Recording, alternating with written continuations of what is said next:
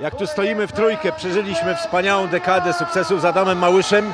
Co nam dał? Radość, wzruszenia, przede wszystkim powtarzalność sukcesu i to, że ze sportu uczynił wydarzenie społeczne, w którym wszyscy uczestniczyliśmy. Państwo przy telewizorach, my bliżej Adama. Fantastyczny czas. Szkoda, że się kończy. Tak, 17 lat znakomitej kariery wielkiego sportowca, 10 lat wielkich sukcesów. Ten czas przeleciał chyba za szybko.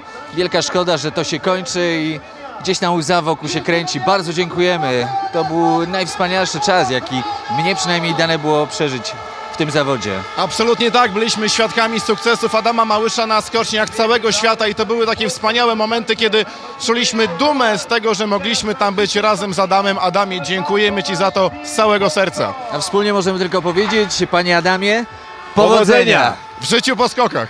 Tak, i wspaniałych lotów nasz Orle. Wszystkiego dobrego.